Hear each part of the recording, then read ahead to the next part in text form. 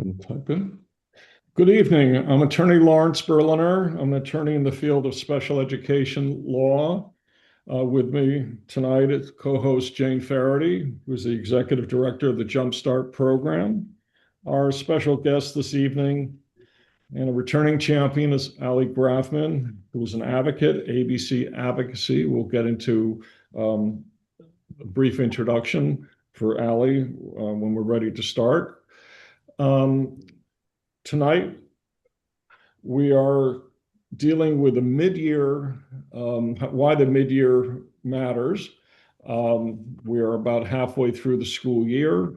We are planning annual review PPT meetings, updated assessments, getting ready for the summer and or the 25-26, now going into the 26-27 school year. Jane and I have been doing this for quite some time. We are continuing to present our Zoom webinars because we're part of a community of concerned parents and professionals, still learning how to deal with these unprecedented times. A lot of pressures coming out of Hartford, Washington, the courts that are affecting us in the field of education. Jane and I have been moderating a series of webinars. And we've tried to address the needs of families, children with disabilities, social emotional learning, the impact upon their education. And we have periodically guest professionals such as Allie Grafman to answer your questions. If you're going to present a question this evening, we would ask that you use the Q&A format at the bottom of the computer screen and not the chat. The chat is recorded, so anything that's put in the chat will be recorded. Anything that's in Q&A will not. We have added a couple of resources in the chat to help answer some questions. I have a disclaimer. The webinar is being recorded, and a copy of the webinar will be posted to YouTube. The information in the webinar does not constitute specific legal, psychological, professional advice regarding you or your child and your child's circumstances and should not be relied upon as such.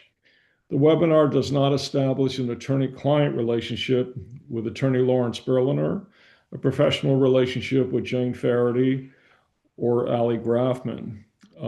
The information we are providing is based upon Connecticut state law, policies, and federal law. If you're watching this webinar from another state or country, and we know there are many people from Florida that are watching this evening, welcome. You should consult the laws and policies that are in effect in your state or your jurisdiction. No part of this webinar may be reproduced in any manner for the purpose of training for artificial intelligence, technology, or systems without the express written authorization and consent from each of the participants in tonight's webinar. A third party recording the webinar is not allowed. We do provide a copy of the webinar to everybody who's registered. And as I mentioned before, it will be posted to YouTube. So let's get started. Jane, good to see you. I hope you had a good holiday season. And good evening. Yeah, good evening, Larry, and good evening, Allie. It's so lovely to see you both again. So as Lawrence said, I am the executive director of a program called JumpStart, where we support students and toddlers with developmental delays and disabilities. I also have my own practice as a special education advocate, and I've been doing this work for nearly 12 years now. So it's a privilege to be back here again, Allie, with you to help answer the questions that we've had fielded to us before tonight's webinar, but also we're looking forward to answering questions from you participating live this evening in the Q&A, not in the chat format. So it's a delight to be here. It's been a busy season already. 2026 already feels like we're a few months in, even though it's only a few weeks. So it's great to be here to share our knowledge and insight and hopefully support you all in the community. And just on that note, there will be the Stamford JCC is hosting a resource fair in partnership with the Special Education Legal Fund It's going to be held on the 28th of March. And there's going to be at least up to 60 plus vendors from all genres of special education, advocacy, attorneys, and different therapeutic resources. If you need more, want to come and meet people in person, that's a great opportunity to come and do that and talk to different vendors about the services they provide and offer. And as I mentioned, our special guest is Allie Grafman. She's a longtime special ed advocate, founder of ABC Advocacy LLC. Allie has been with us several times, and we very much appreciate her participation this evening as we have in the past. So a few words about yourself, Allie, and then we'll get into our topics for tonight. Sure. Hi, I'm Allie, and as Attorney Berliner said, that I am the founder and the director of ABC Advocacy LLC. I've been advocating for special needs families, as well as families that have students that have what we call 504 accommodation plans. And I have been doing this for about 12, 15 years at this point. My former profession was in public education. I have been a special education teacher as well as a special education administrator in a public school. So my love and my experience all point in the same direction. I take great pride in how I can work with families through collaboration and helping them navigate the special education process. So thank you everybody for being here with us tonight as our guest, and I hope you find all our conversation very helpful and informative. Thank you. Thank you, Ali. I'm going to kick off. Lawrence, we had a question in before this evening saying, what are the red flags that indicate a family should seek legal support? So Ali and I are advocates. Can you explain at what point they would seek out your support as a special education attorney? Lawyers go to law school. We are licensed by the Judicial Department here in Connecticut. We have a code of ethics that we are bound by. It's not optional. These are mandatory ethics rules. We're obligated to go through what's called continuing legal education on various topics to make sure that our skills are up to date. A number of years ago, I was on a panel, and the question was, what's the difference between an advocate and an attorney? And up to a certain point, attorneys and advocates were pretty much doing something in tandem or parallel. But where we diverge is I'm a litigator, meaning I go to court, I file due process hearings, negotiate settlements. I have a capacity that advocates don't have because they're not allowed to practice law in the context of going to due process hearings and representing people in court. And that's a distinction with a major difference because we try very hard to work out these issues in dispute in the spirit of collaboration without confrontation. But when all else fails, we end up filing requests for due process hearings, we file civil rights complaints, we file lawsuits as the case may be. And that's where it's advisable to have an attorney not only to represent you or your child, but to advise. I give out a lot of information to try to head off disputes. I often say I try to work in the spirit of cooperation and collaboration with school districts in an effort to avoid confrontation and litigation. Most of the time that happens, but there are always exceptions. And that's pretty much what I do. I've been doing this for a long time. There are quite a few lawyers in Connecticut who handle special education cases, but there are a lot more advocates than there are attorneys. And more important, or I should say not more important, equally important is we have parents as advocates because on a day-to-day basis, parents are the best advocates for their child. Thank you, Lawrence. And I'm just going to dive straight in. We had so many questions this evening. So, Ali, this is one I'm going to pass on to you, but obviously Lawrence might have some more insight too. So we had a question about a twice exceptional child.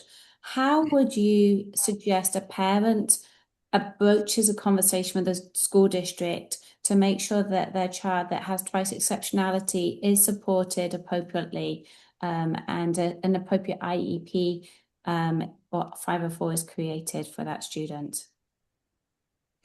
Well, just to clarify, twice exceptional refers to the student that has a cognitive ability to be gifted.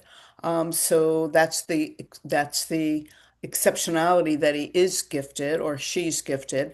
But then the twice exceptional is the flip side, where he or she has either a learning disability, attention deficit disorder, it could be autism, it could be a variety of other impairments that are on the IEP that are eligible for special education. So that's the key. Students that are twice exceptional usually have an IEP, and I think that the very important significance of a twice exceptional child is to really ask the appropriate questions to the district. In other words, how does the district identify a student that is gifted? It varies from district to district. So that question is very imperative. Is that student identified? And the second question is, what, if any, programs are eligible for your student? Not all districts have this either. Not all districts have programming, or some districts have limited programming. So those are very two important questions. Once you get that answered, I think what we need to really look at is staff training. Is the staff trained in working with students that are twice exceptional? It's very challenging, not just for the family, but the teachers themselves, the staff, because it requires a unique set of skills.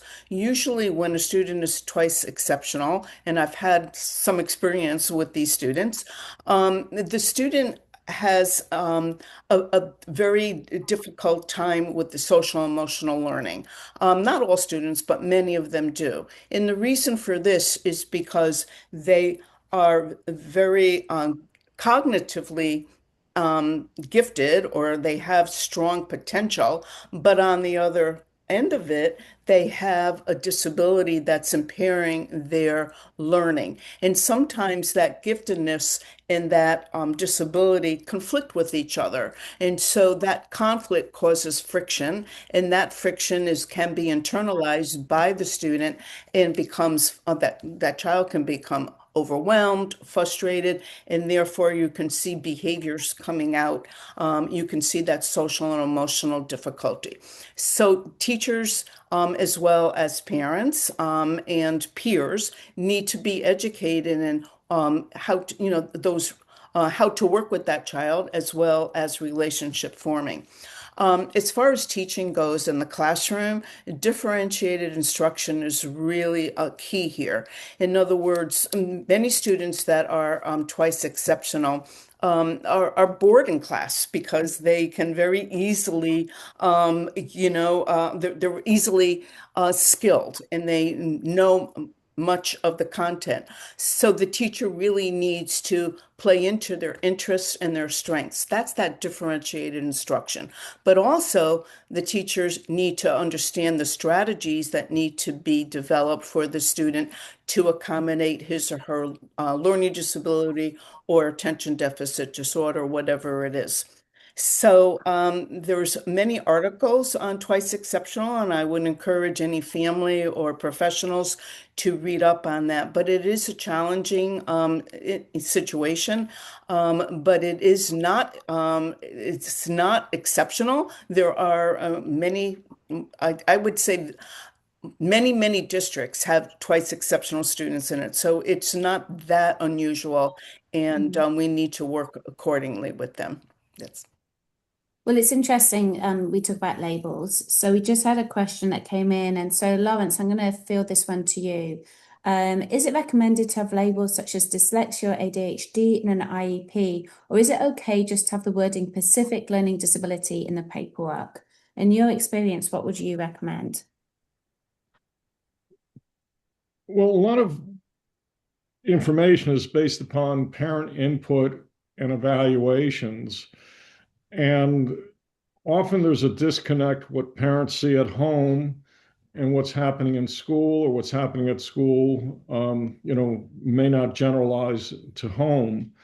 So to me, it's very important to have evaluations, data, work samples, private evaluations, school district evaluations to try to get to the underlying problem, for lack of a better word, why a child is struggling, whether it's dyslexia or anything else.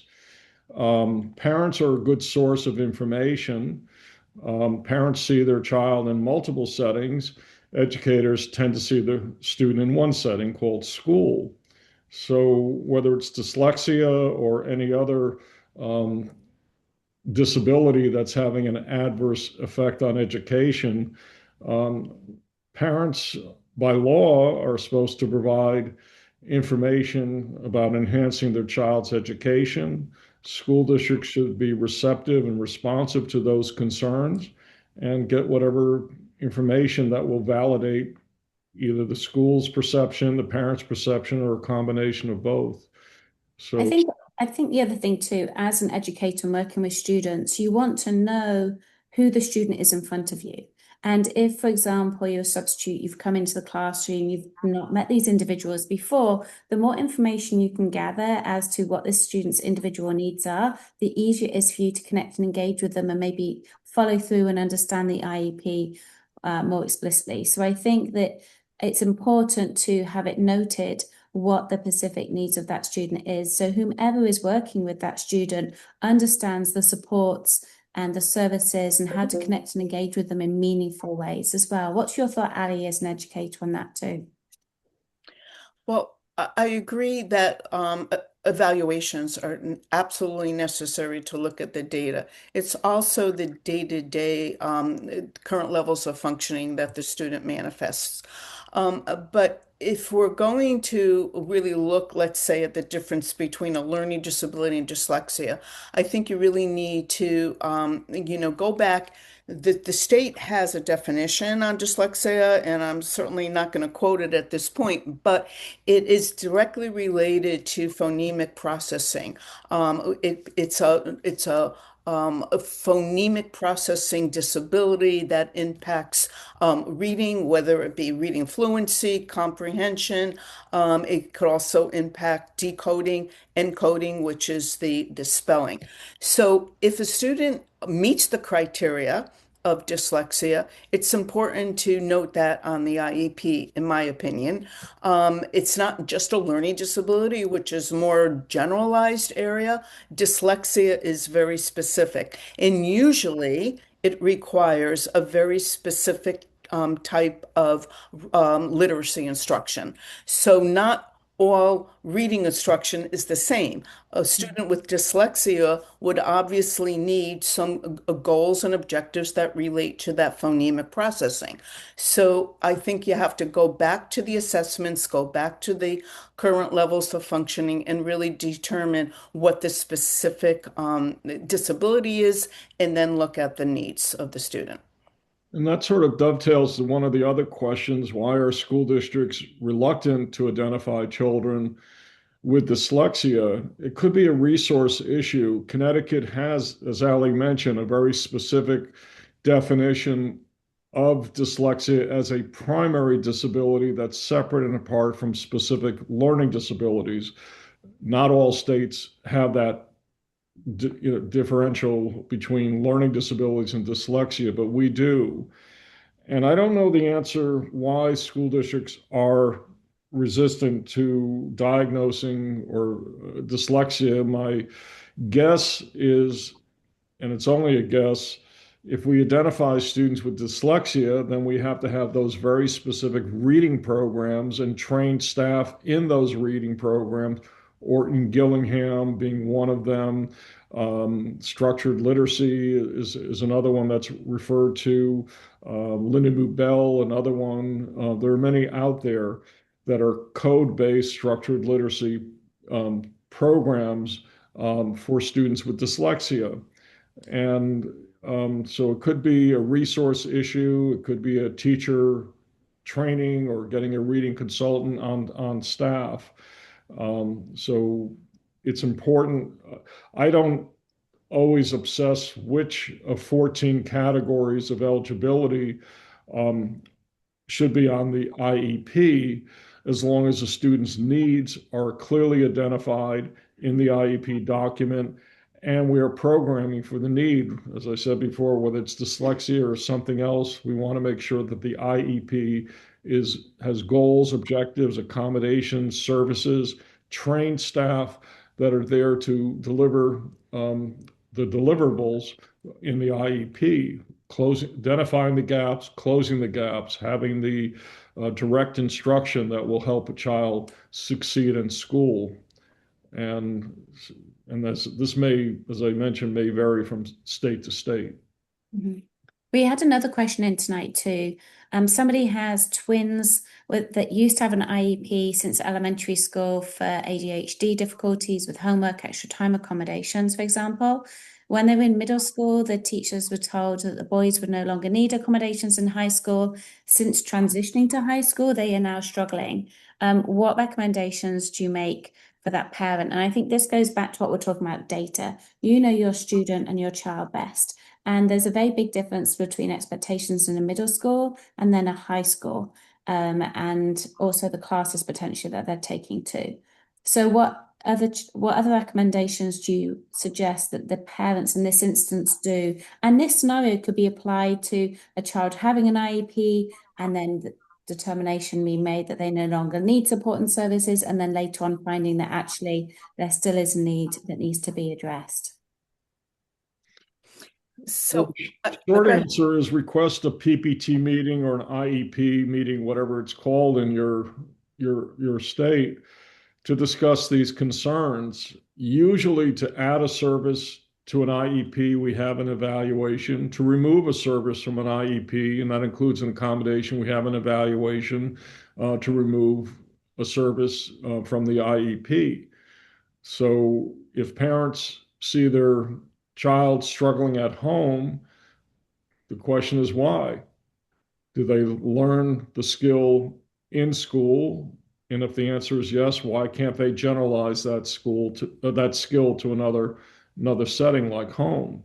So that's why it's important to have ongoing communications with the educators and the administrators, and that can be in the formal sense of a PPT meeting. It can be informally, just meeting, with the special ed staff and explain what's going on. It could be a genuine misunderstanding. It could be a genuine concern that's not being recognized by the school district. And that's why the ongoing communication back and forth is vitally important. I just want to add to that, Larry.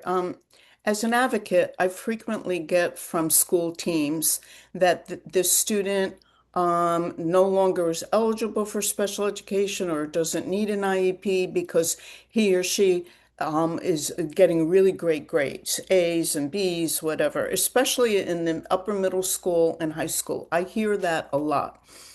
And then the parents, on the other hand, and even the student at times will say, but I'm struggling. I'm struggling. This isn't the way it's supposed to be. And what happens very typically is that the student is spending an unbelievable amount of time at home doing the homework or parents are assisting that student with the homework. And so the homework gets graded and the student does well. And the student is getting really good grades. But the but is that student could still have a disability, whether it is attention deficit or it could be a learning disability.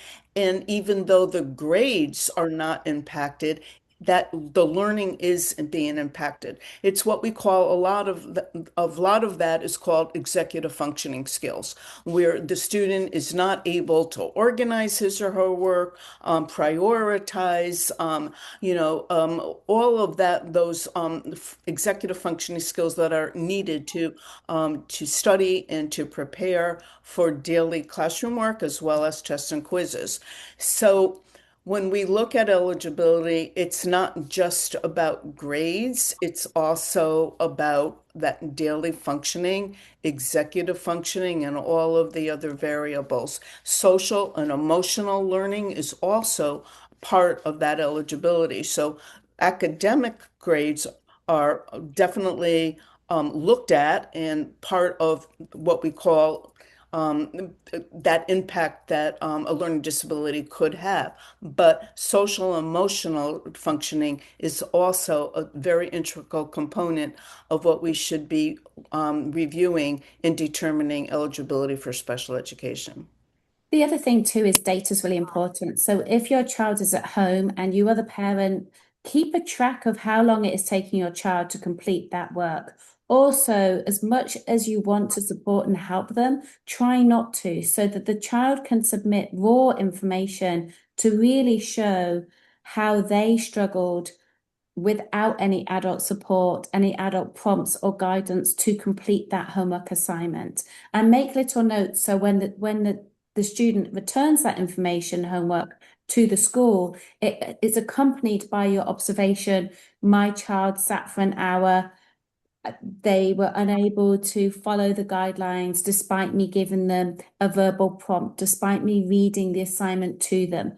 Don't do the work because, as Ali says, they can then be given credit for work that they didn't truly do with that level of independence. So use it as an opportunity to collect data and then share that data with the school on a regular, frequent basis. And if that is daily, every time they have the homework come home, then do it daily. The more data you can track and submit and help build the picture for the teachers, the better for you and for that student. And the other thing too is pay attention that in some classes, they might fare well versus other classes. It might not be across all classes that they're struggling with homework or independence or skills. So don't be afraid to communicate that. Don't wait until later in a month or two to then connect and engage with the school, because time is of the essence, particularly as we go into this second part of the school year. We had a quick question. Somebody was asking us about a seizure action plan.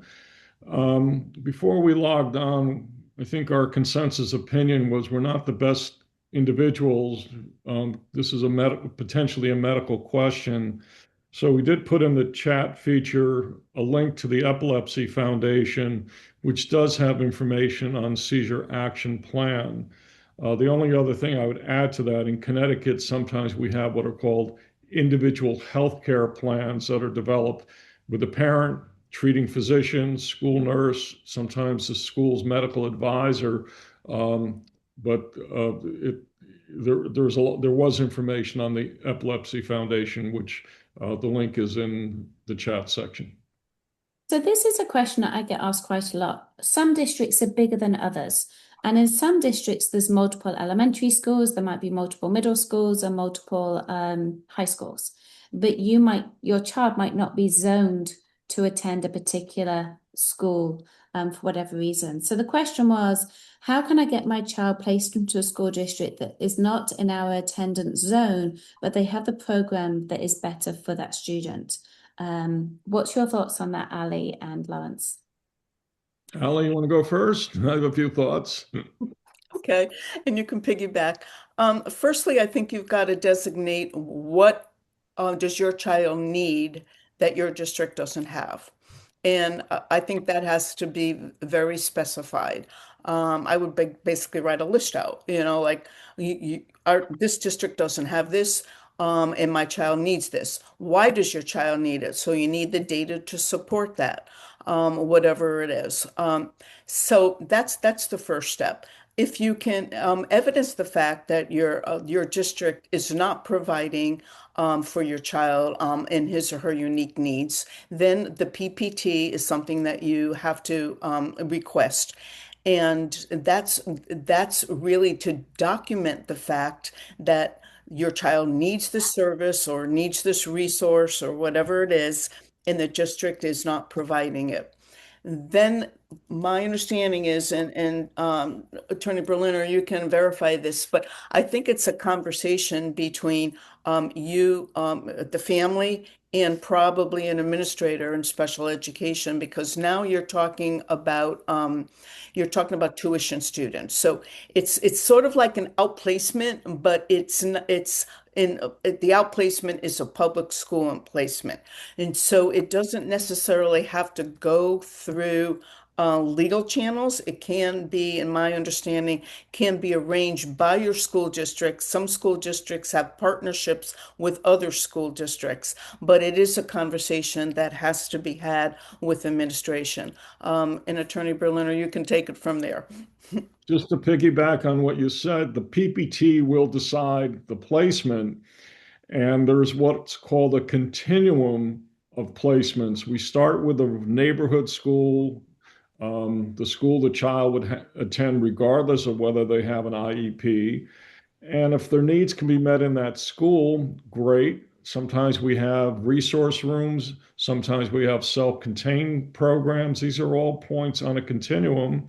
Sometimes there's another school in district that has better array of resources, because especially with the large districts where you have multiple elementary, middle, and high schools, the resources are not always evenly dispersed amongst the elementary, middle, or high school. So it's important to identify the students' needs. How can they be met? I have a case right now where the local school was not meeting the child's needs, and the school suggested another one. And these are PPT discussions. Further along on the continuum are out-of-district placements. And as Ali mentioned, you could have an out-of-district placement to another public school, but both in Connecticut, we're very parochial in the sense that the local school district wants to control who is coming into their district. Residents obviously have a priority. Some school districts will accept a tuition student from another town. Some school districts will say absolutely not, according to their Board of Education policy. So that's where we have further along on the continuum private special ed schools. So neighborhood school, school cross town, school in a neighboring public school district, private special ed schools. These are all points on the continuum, and it's the PPT that's making that decision. So if you live in one zone or one area of town and you're not allowed to go to the other side of town, that's where the other middle school or elementary school is, then that is up to the PPT. Now the PPT, it stands for Pupil Planning Team Meeting. It's called an IEP meeting in federal law. New York State has CSE's, Committee on Special Ed. I don't know what they're called in Massachusetts, but it's the IEP. It's the meeting to develop the IEP, called IEP meeting in federal law. We call them PPT meetings under Connecticut law. The other thing I wanted to say too, an out-of-district placement isn't always the silver bullet. There's so many different types of schools. It's really important to take the time to explore a school if it's agreed at the PPT meeting that you are going to outplace your child. And just because you send your child to a school outside of the district, it doesn't necessarily mean that the child is going to have success there. So it isn't always a silver bullet to the issue. Sometimes it's about doing the due diligence and making sure they have an appropriate plan within district too, for different reasons as well. And so that comes down to a question that we had. How do you define appropriate? We use the acronym FAPE, free, appropriate public education. Ali and Lawrence, how would you define appropriate? What makes something appropriate? Excellent question. Unfortunately, it's an answer that is not easy to provide.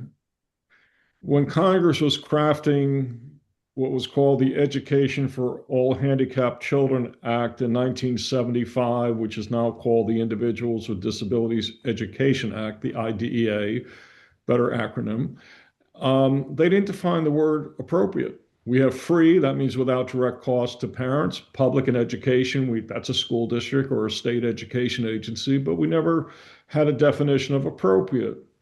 So this 1975 law took effect in 1977.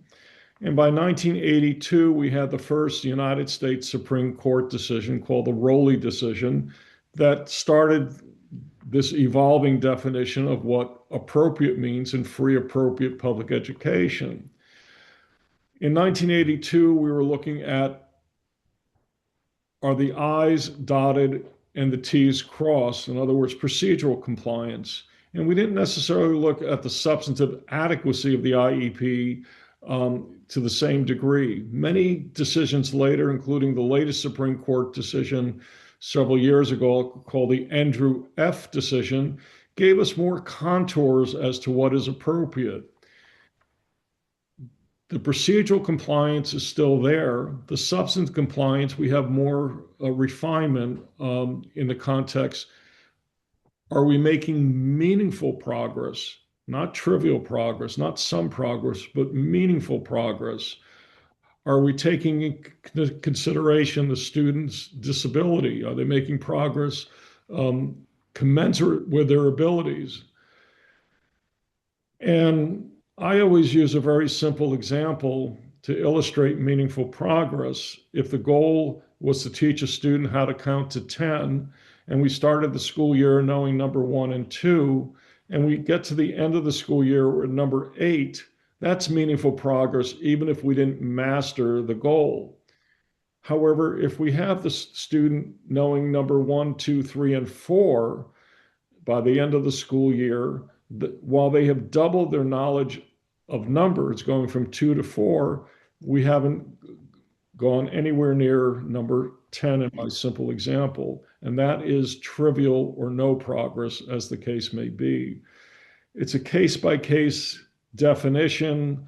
It's based upon the unique circumstances of the child, how we're measuring progress. Are we using progress monitoring? Are we using standardized assessments? Are we using norm reference assessments? Are we using parent assessments, which to me are very, very important because parents are an important source of information about their child. So there's not a clear-cut definition. Unfortunately, it depends. It depends. I don't know if you want to add to that. Just want to add a couple of points. I think what you said is absolutely accurate. There's no clear-cut definition for what appropriate is, but it's really meeting the student's unique needs and providing benefit for the student. How do we measure progress? Again, there's no real definition, but schools do use their progress monitoring, which on an IEP are those progress charts that that families get either quarterly or every 3 semesters. They use that. They use data on performance-based assessments, on benchmark performances, and so forth. But as an advocate, I always talk to parents about closing the gap. And if you have a child that has a learning disability and he or she makes 1 year's progress in 1 year, yep, that's progress, but isn't meaningful. In other words, are we closing that gap? Because every student is expected to make 1 year's progress in 1 year. So for the student that has a disability, the goal really should be making more than 1 year's progress in 1 year in order to close that gap. So I think you really have to look at that data. The other point that I want to make is that in providing the student's needs, so that student is getting benefit from his free, appropriate public education. We don't always need to look at the best program. And I think that is very confusing for some families because as a parent, we always want what's best for our child. But legally, I believe that the school is not obligated to provide the best program.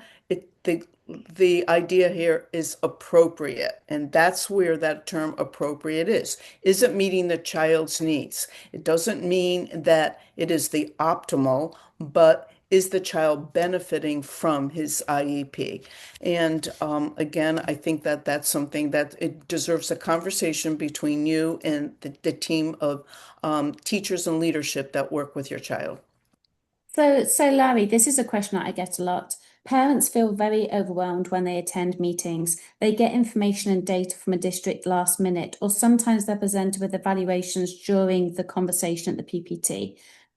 So what are the timelines? Because we had the question in just on the chat just now. Can you request materials that will be discussed on an annual IEP meeting ahead of time? If so, how early can you request them? There are specific timelines that school districts are obligated to follow. Can you explain what some of those are with regard to information shared prior to a PPT and so on to help the parents understand that they shouldn't feel bamboozled during a PPT meeting? Unfortunately, there aren't too many hard and fast timelines. There are timelines for evaluating a child. There's timelines for scheduling a PPT meeting. There are timelines to provide a parent with the results from the PPT meeting. But as far as evaluation, during the pandemic, our State Department of Education had an informal policy because we were now in the unusual world of virtual PPT meetings that have become more commonplace today. And they encouraged school districts to share information at least, I think it was 5 days, 5 school days before a PPT meeting. Once the pandemic was over and we're back to in-person learning, that policy kind of evaporated, but not for me. I always, myself, on behalf of my clients, ask for a copy of draft IEPs, evaluation reports ahead of the PPT meeting. I usually ask at least five school days before the meeting so I can review it, discuss it with my client, and be prepared for the meeting. Some school districts will have the parent offer the parents an opportunity to meet with the evaluator prior to the meeting, but that's sort of best practices, but not in the law. So what ends up happening if you go to the PPT meeting and parents are being broadsided with a lot of information, most of my clients do not multitask as well as I do, because this is what I do just about every day of the week, where I have to listen, read, process, think, write. And what I tell my clients, even when I'm there, if you need a break during the meeting to process what's going on, what's being said, ask for the break. I often will say, since you're giving all of this information to us for the first time during the PPT meeting, we're going to have to reschedule this meeting so we can review this information. And maybe next time, if you get that information to us ahead of time, we wouldn't have to waste time trying to deal with information. I had something the other day, not a PPT meeting, but a settlement meeting, where the day before the settlement meeting, the school's attorney gave me 500 pages of records thinking I didn't have enough time to review them. Well, that's not how I practice law. It doesn't, I was able to extract the information I needed from those 500 pages for the meeting. But what's the point here? We're trying to educate a child. We're trying to take into account the concerns of parents to enhance their child's education. And if the school has nothing to hide, then provide all of that information ahead of time. And that way we can have a meaningful participation during the meeting. We can have a dynamic exchange of information, agree where we can agree, disagree if we have an area of disagreement. So I always ask myself on behalf of my clients that information be disclosed at least 5 school days before the meeting. Is it the law? No. Is it custom? Yes. Is it best practice? most definitely it's best practice. Otherwise, as I said, I'm going to request an adjournment of the meeting and it has to be rescheduled. So. This kind of parlays into a question we had beforehand. Can parents provide specific IEP goals for teachers to follow in their child's IEP? Absolutely. That's federal law doesn't use that precise language, but parents are obligated, and the schools are equally obligated to listen to parents' concerns to enhance their child's education.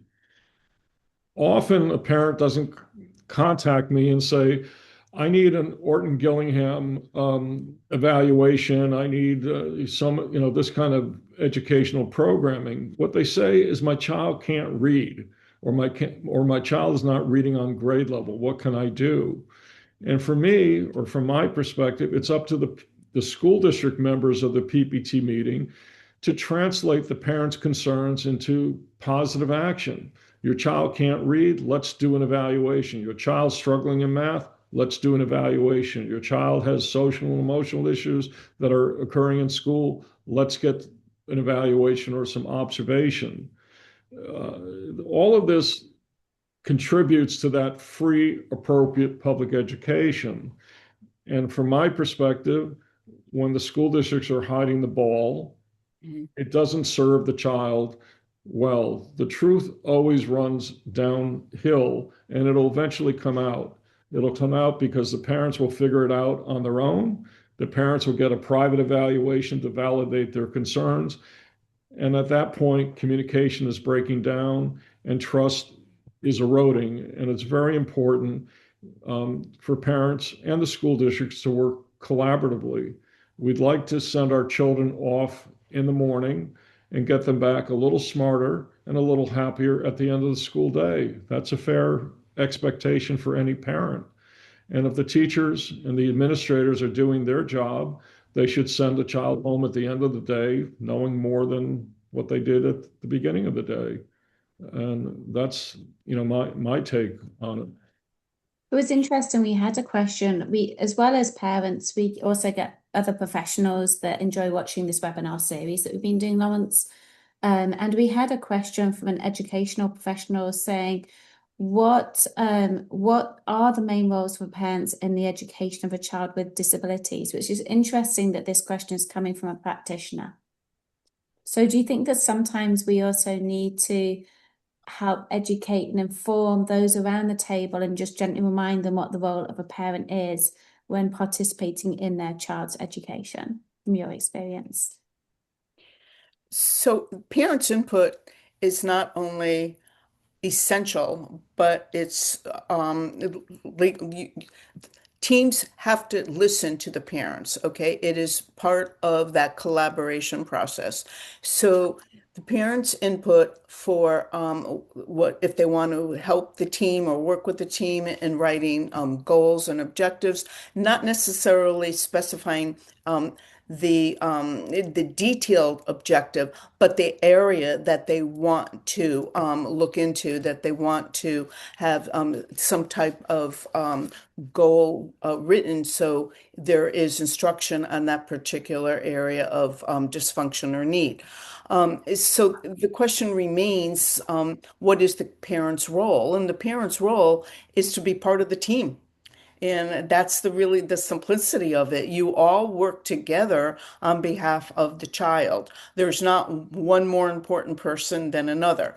The difference, I think, between the parent and the team is that the parent sees the child in multifaceted situations, not just in the classroom or in the cafeteria or on the playground.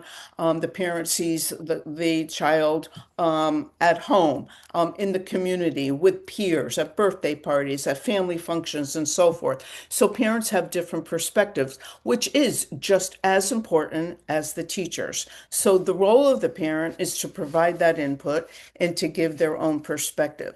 But in order to, I'm going back to the previous question about can the parent provide goals for the IEP.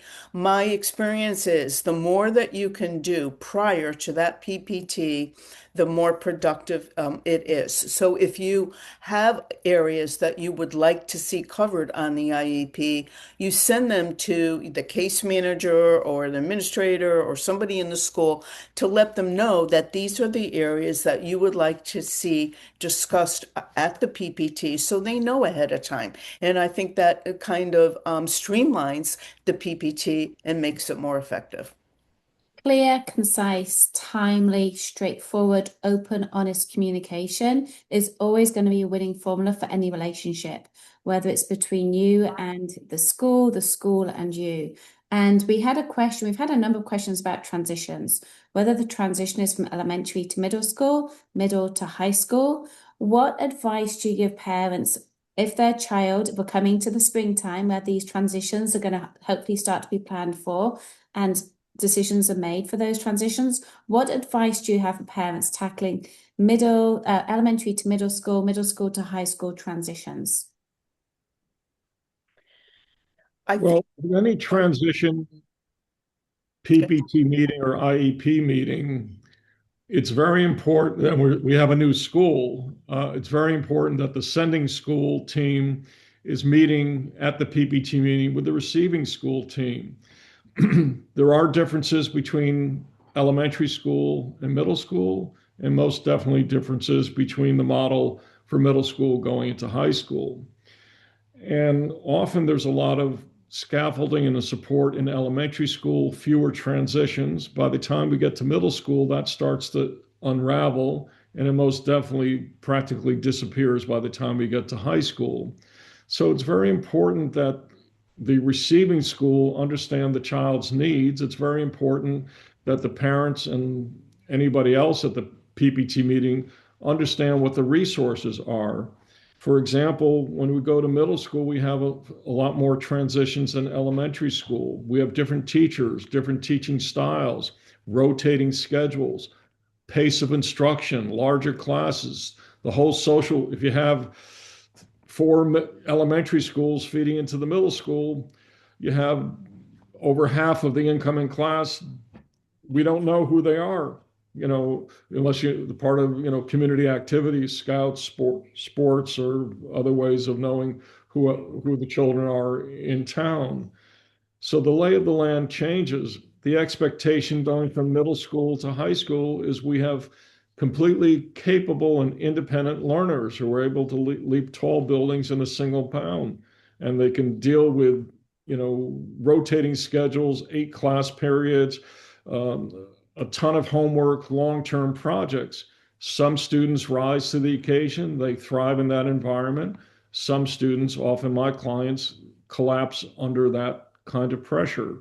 So it's important to know what is happening on the receiving end of the equation, especially going into the middle school from elementary school, and especially going from high school from the middle school. And that's Also, what we can ensure that the child's needs are identified and they're receiving that free, appropriate public education.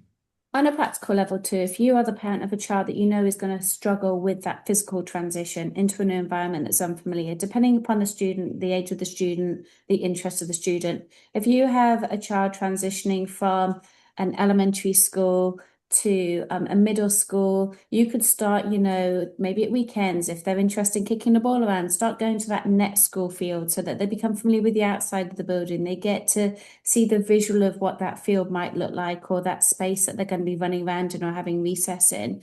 There are things that you can start to do if your child struggles with transitions and familiarity with new places. You can start giving them that gentle exposure to, if you know that that's the next building and place they're going to be, particularly over the summertime.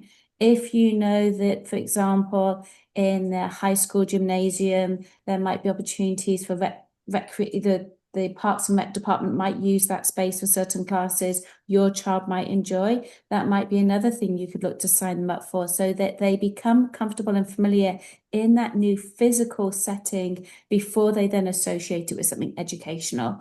It's not always possible, not all schools offer that, but that's just another way to help alleviate some anxiety that some children experience by moving from one physical location to the next physical location. And you can start, if your child isn't taking public transport, much closer to the time, start getting them accustomed and used to different routes and ways to school. Because if they've been doing the same route to school for the last 5 years, for example, just getting in the car and driving a different way around your town can also be unsettling for that student. So you can start to think of some of these things ahead of time too, that might help your child with this next transition. It might also help alleviate your own anxiety that you are experiencing too, having felt comfortable in one space to now having to transition and communicate with different individuals in a new space, a new setting. Change is not always easy. The social stories you can also connect and engage with. You can start to maybe participate as the parent if your school districts host different conversations in the different school buildings, you can maybe participate in some of those as well. Just to quickly piggyback, I agree with everything you said, Jane, and there's a lot of different activities and functions that can be provided for transitions. As an advocate, I'm a firm believer of developing a transition plan, especially for complex learners. And this is a transition plan that you work cooperatively with the school team and the family to work out a very specified plan from beginning to end, and what activity or what needs to be done, and who's going to do it and by what time. And for some students, let's say with a student with high level autism, we really need to get the receiving school's team involved, maybe by taking photos of significant staff members, photos of classrooms, whatever it is. That plan is, in my opinion, essential for complex learners because it doesn't start in June. It starts probably around this time of year, second semester, as we're going into second semester. So planning ahead is, in my opinion, very essential, very important. We had a couple of questions about a transition plan. I'm going to put that in quotes because what we're talking about is just transition from one school to another, but there's another kind of transition plan for what I call the older student. And in Connecticut, that older student starts at age 14. Other states, it could be older, like around age 16. And what we're planning with a transition plan is preparing the students for life after they either graduate from high school or in Connecticut, age 22, which the school year they turn age 22 ends their eligibility, to work on post-secondary education, post-secondary employment, and as necessary, post-secondary independent living skills. So there are transition plans the way Allie had described them, and there are transition plans for the older student to prepare them. Are they going to college, vocational training, competitive employment, living independently, accessing the community, whatever area of need has been identified in the transition plan.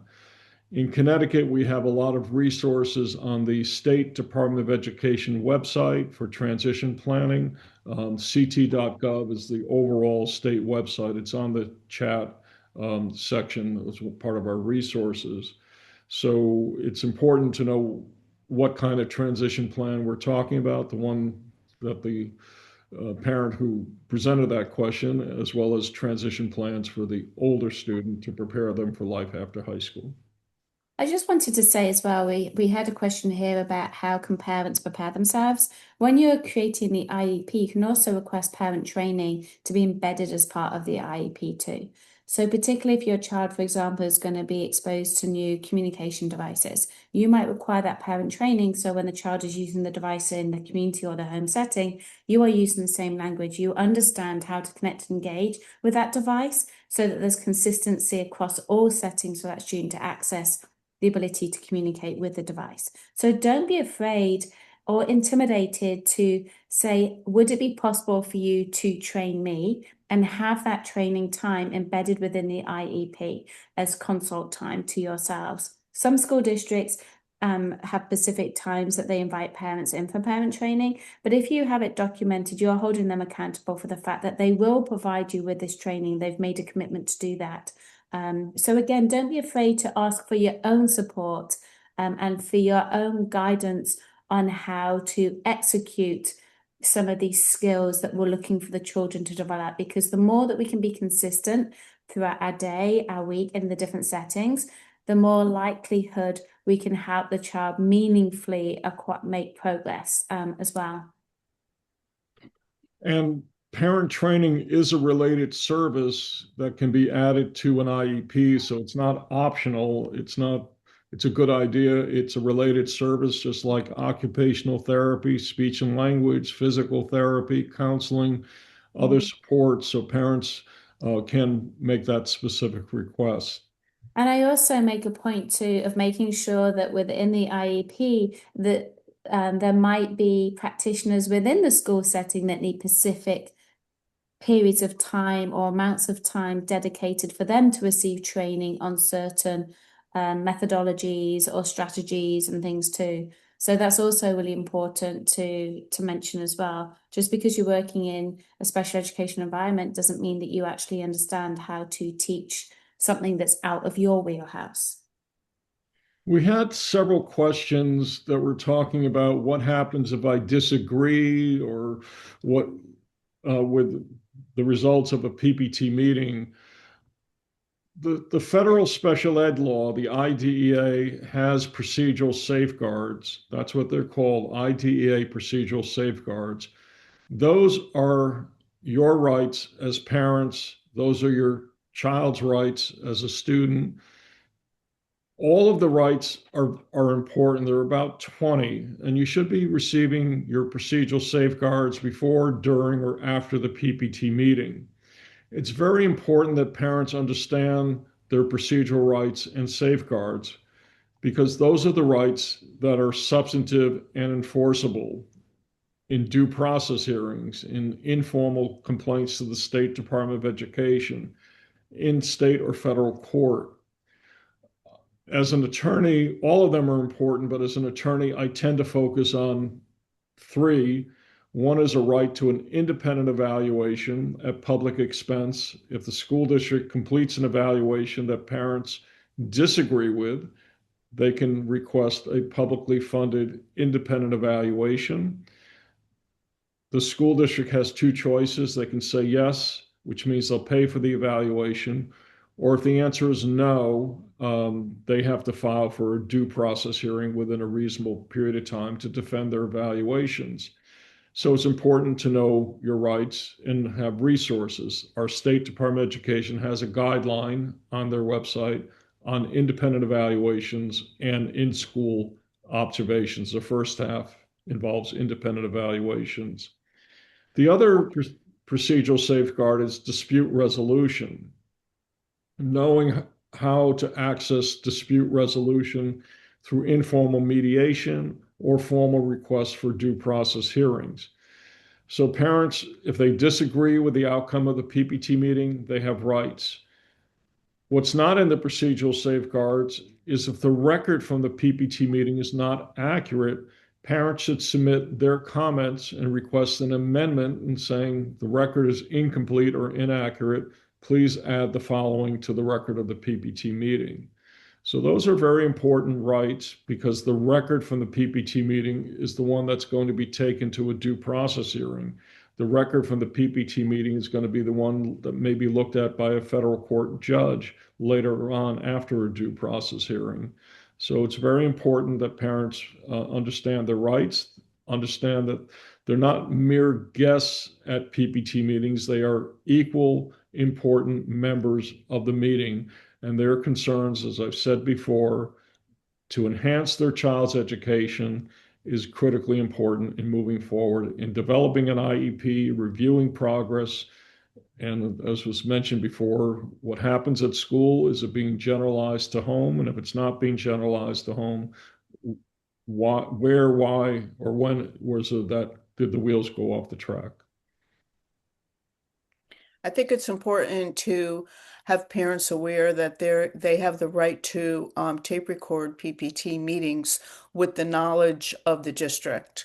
So that can also be a form of evidence and data if you need to go through due process. And don't be surprised if the district says, yes, we are now also going to record. It's not an intimidation tactic. It's their right to record the meeting as well. Again, with knowledge, with notice, Connecticut is a two-party state. Both sides to recording have to agree. Some states there are one party, only one side has to agree.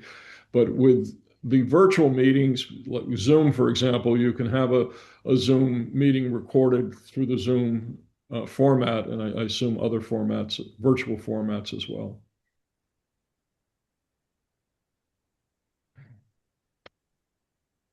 I wanted to just digress for a moment and say one of our topic was mid-year matters.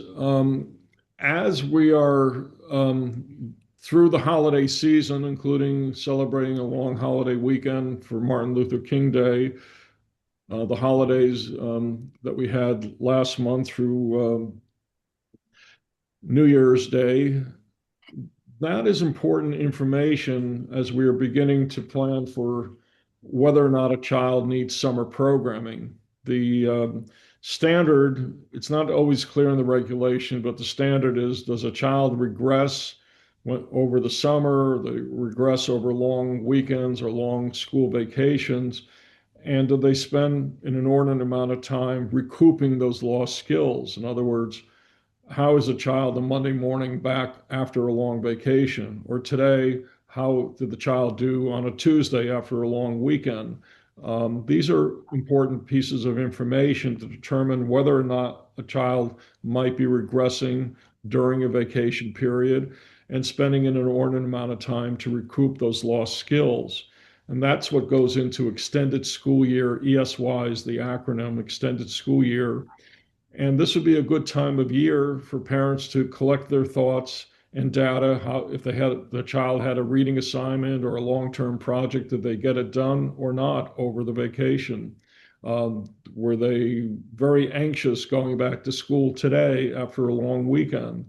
Did the teacher report that the child was misbehaving in class or was not prepared for school that day? All important information this time of year that we may take to an end of the year PPT meeting when we discuss next year, but before discussing next year, whether the child might qualify for ESY or extended school year services. One last quick question that we've just had in. How many independent evaluations can you request? And is it truly independent or not? Well, it's an interesting question. I mean, the answer is one, but some schools said you're entitled to one independent evaluation across the board. My answer is if you disagree with the school psychologist, you're entitled to one independent evaluation per year for school psychology. If you disagree with the speech and language pathologist report, one independent evaluation for speech and language. Some school districts say pick one, you're only entitled to one. So it's very important that parents know their rights and understand those rights. So if they do request an independent evaluation, it's one per school year. What was the second part, Jane? Sorry. Oops.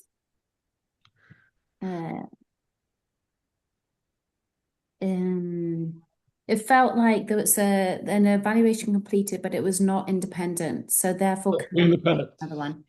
School districts can suggest, but not compel parents to use suggested evaluators. Sometimes parents know exactly who they want to use for an independent evaluation. Sometimes parents don't. Schools can suggest the following names, but not require the parents to use those evaluators. Each school district has to have the criteria for independent evaluations, for outside evaluations. Do they have a PhD? Do they have a license? Are they certified? There are various criteria. So it's important that the parents ask for the criteria for outside or independent evaluations from the school district and make sure your evaluator, if they need to have a PhD, that a master's degree will not be enough. Or if it doesn't matter, find somebody who's truly independent. And that way, we're looking at the same source of data, the child, the progress, but reaching radical opposite conclusions. often the outside evaluator is sort of a tiebreaker. The child is making progress, not making progress, but and if the child is not making progress, we have a series of recommendations how to improve the child's school performance. So the school district can suggest, but not compel, that you use an evaluator on their list. And if the parents don't know, sometimes talking to other parents, going on various resource sites, Google has a lot of information on, are there any neuropsychologists in my part of the state?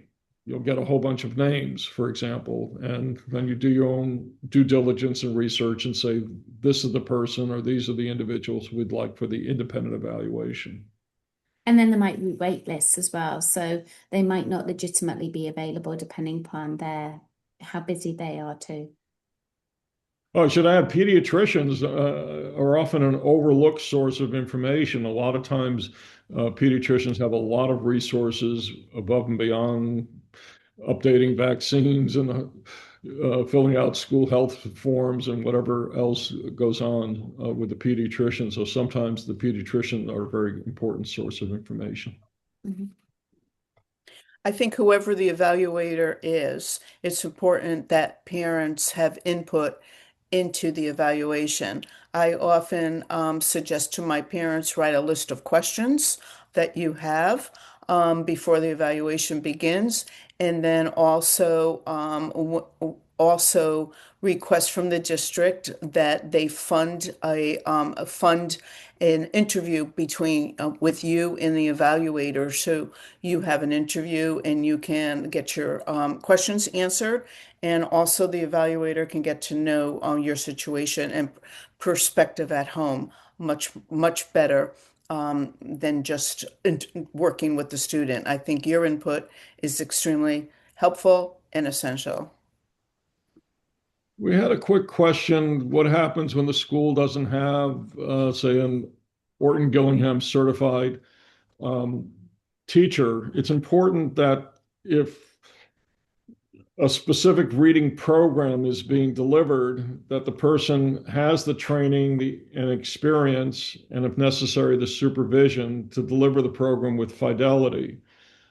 If they don't have the certified or qualified, in Connecticut, we have certified teachers, which is important to work for a public school district, but that doesn't necessarily mean they're qualified in a specific area of instruction. So it's important to know, whether the talking about reading, are they an Orton Gillingham practitioner? Or do they have a level of certification with Orton Gillingham or Lindenwood Bell or some of the other reading programs out there? Because we want to make sure we're not just throwing time at a child, but that time is being used effectively, not only for the student, but for the teacher. And so often when I have independent reading evaluations, they talk about the level of certification and qualifications. So the program is delivered with fidelity, and that way we can genuinely see the progress, because when a child masters one level in the reading program, they're ready to move on to the next level. And that's the same with your related service providers. Your child might need an RBT, not just a paraprofessional. Your child might need a BCABA, not just an RBT. Your child might need an OT, not an OTA, or a PT, not a PTA. So it all comes down to looking at your child's needs and the right program and practitioner with the level of expertise that they need in order to make meaningful progress and mastery for their goals and objectives.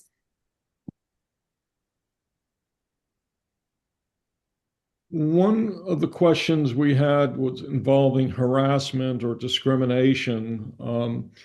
We have Section 504 of the Rehabilitation Act and the Americans with Disabilities Act, which provides civil rights enforcement protections for students with disabilities. There are other civil rights laws out there. How these laws are enforced are through internal investigations called grievances filed with the school district. There was the Office for Civil Rights within the U.S. Department of Education, but I can't speak with a high degree of certainty whether Office of Civil Rights Complaints will be investigated by the U.S. Department of Education, which is undergoing changes, in my personal opinion, not for the better. And then you have rights to go into federal court. Again, just like with the IDA procedural safeguards, it's important to know what your rights are under Section 504 and or the Americans with Disabilities Act. There are resources available online. If the U.S. Department of Education, ed.gov, has information about Section 504 that's still on their website. The question is how that's being enforced administratively. I can't give an accurate answer. I just don't know. You can go into federal court. That I can say. So it's important to know your rights, whether there's special ed rights, civil rights laws based upon any protected status. I tend to focus on the protective status of students with disabilities. Each district has a coordinator of harassment and discrimination. So you would want to find out who that person is within your district. The other step that needs to be taken, probably one of the first steps, is to complete a formal form that is in your school that they can provide to parents. That formal complaint is necessary to start that whole progress. You have to document the harassment or the any other type of interference. But that's something that your district can provide and should provide to you so you can complete and begin the process. Putting it in writing is an excellent point. I have many parents. I met with the teacher. I spoke to the principal. I don't doubt their word for a moment, but it's hard to prove a conversation took place. It's hard to prove the substance of a conversation. But when you send a letter, a note, an email, we have the content. So it's very important, especially if the wheels are going off the track with communication and trust, that things are documented in writing. Unfortunately, we're running out of time. We apologize for those who submitted questions that we didn't get to this evening. So I want to thank all of our attendees, and we had quite a few that are still online at this late hour for attending. I want to thank Allie for her time and Jane, our co-host, as well. If you found this evening's conversation informative, we welcome your continued participation and support. Please remember that we have the YouTube channel for the Law Office of Lawrence Berliner for previous webinar recordings. I also want to thank my daughter, Rachel, who's off camera to my immediate right, because without her, these webinars would not be taking place. She's your point of contact. She's my IT person setting up these webinars with all the technical expertise that she has, and I wish I had, but I don't. It's generational, but I'll leave that editorial comment aside. We welcome your questions in the future. You'll get an announcement for our next webinar. We anticipate having one next month. We don't have the exact date or the speaker, but we will be sending out information. So stay tuned. Look for our Facebook page, Instagram, the JCC website for additional details. So I want to thank Allie again, and Jane and Allie, any concluding remarks? Just, I want to thank Addy for joining us in this conversation tonight, and to thank you again, Lawrence. And just to say, in addition to this webinar series where we provide information to parents, we also have something called JumpStart, which provides social, recreational opportunities to parents and caregivers, specifically in Connecticut, Fairfield, and further than Fairfield, at no expense to yourselves. For example, we've got there's a wine tasting parent event taking place with our partner Star in February. So pay attention to JumpStart. It's an opportunity to meet other parents that might be going through similar journeys to yourself, but in fun, recreational ways. So I encourage you to take a look at that. and just continue to pay attention and document and communicate with your teams and that are working with your students. Don't leave things until the problem becomes really big, that you feel a bit overwhelmed when tackling it. And if you need guidance and support, reach out to advocates such as Allie and myself, or attorneys such as Lawrence. I just want to thank everybody for participating tonight. I want to thank our expert IT person, Rachel. Thank you. And as we all know, this couldn't happen without you. And I also want to acknowledge all the professionals that are in our audience tonight. I truly admire what you do. I have been a special education teacher and administrator myself. It really does take a village to work with a child. It's not just one person. It's not just the parent. It's not just the educator. It's not just whoever. It's all of us. And I think that's something that we all have to understand and work together and build bridges and not walls. And that's what advocacy and that's what attorneys want to accomplish with each of our families, to build those bridges so we can really benefit our child. Thank you. Thank you all, and we will see you next month, we hope, to let you know the details very shortly. See you in Good night. February. Bye. Thank you.